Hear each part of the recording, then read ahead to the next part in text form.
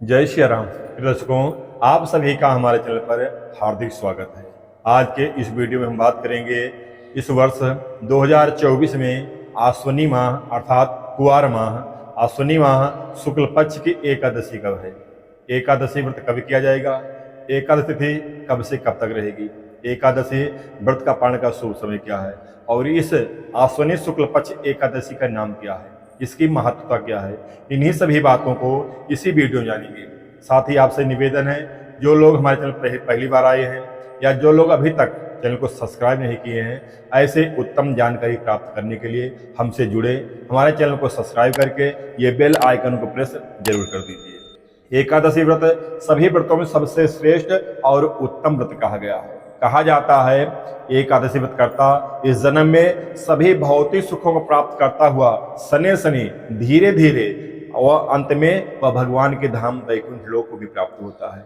और इस आश्विनी माह शुक्ल पक्ष एकादशी की बहुत बड़ी विशेषता है। इस एकादशी का नाम पापानकुशा एकादशी है, अर्थात इसका नाम ही ऐसा है कि पापानकुशा एकादशी, पापों पर अंकुश लगाने वाली है, पापों का नाश करने वाली है, पापों का हरण करने वाली है। ये सबसे उत्तम एकादशी मानी जाती है आश्विनी माह शुक्ल पक्ष की। कहा जाता है कि अयोध्या, मथुरा, काशी और अवंतिका ऐसे तीर्थों पर स्नान आदि करने वाले जो दान देते हैं, उससे अधिक पुण्य इस एकादशी व्रत करने से प्राप्त होता है। और इस एकादशी व्रत करने से स्वर्ग, मोक्ष, आरोग्यता, धन, पुत्र, स्त्री आदि की प्राप्ति होती है। सहस्रों वाजपेयी और अश्वमेध यज्ञ करने का फल इस एकादशी करने से प्राप्त होता है। अर्थात अब यह मुंह में शब्द नहीं है कि किसकी कितनी महत्व बताई जाए। तो आप सबसे मैं निवेदन कर रहा हूं, जो हमसे जुड़े हुए हैं, जो हमारे चैनल से जुड़े हुए हैं, जो हमें अपना मानते हैं, मैं सबसे निवेदन कर रहा हूं कि आप हमसे जुड़े हैं तो आप और हमारी बात को मानिए। आश्विनी माह शुक्ल पक्ष एकादशी सभी करिए और एकादशी व्रत सबको करना चाहिए। जो मनुष्य एकादशी व्रत नहीं करता है उसका जीना व्यर्थ है। यदि वह मनुष्य अपना जीवन यापन करके, अपनी आयु भोग करके भगवान के धाम जाता है, उसका जन्म लेना बेकार है, उसका मनुष्य जन्म लेना बेकार है। तो इसलिए प्रत्येक व्यक्ति को, प्रत्येक मनुष्य को एकादशी व्रत अवश्य करना चाहिए। एकादशी व्रत कैसे करते हैं, विधि क्या है, हमारे इसी चैनल पर पड़ी हुई है, आप पीछे जाके देखिएगा, पूरी विधि मिल जाएगी। लेकिन सूक्ष्म रूप से मैं आपको विधि बता देता हूं कैसे एकादशी व्रत रखना चाहिए। दशमी के दिन आप चावल का त्याग कर दें, अर्थात दशमी को चावल ना खाएं। और शाम को सोने से पहले अपने मुख को अच्छी तरह स्वच्छ और साफ करके सोएं। एकादशी के दिन प्रातः जल्दी उठ जाएं, अपने सभी दैनिक कार्यों को निवृत्त करते हुए गंगा जल से स्नान करें और स्वच्छ साफ वस्त्र पहनकर आपके घर में जो मंदिर है, जो पूजा घर है, आप उसमें आसन लेके विराजमान हो जाइए। भगवान कृष्ण की फोटो हो, मूर्ति हो, भगवान नारायण की, भगवान विष्णु की फोटो हो, शालिग्राम भगवान का विग्रह हो, तो आप उसका जल से और चाहे पंचामृत से और पुष्प, धूप, दीप से भगवान का पूजन अर्चन वंदन करें।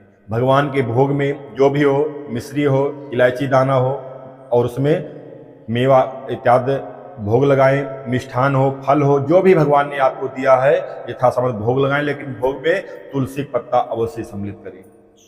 पूजन करने के बाद में भगवान के नामों का चिंतन करें, भगवान के नामों का स्मरण करें, जप करें। भगवान का जो प्रिय नाम है वह 12 अक्षर का ओम नमो भगवते वासुदेवाय। इन्हीं मंत्रों का जितना हो सके उतना देर जप करिए। आप चाहें तो विष्णु सहस्त्र नाम भी इसमें पाठ कर सकते हैं।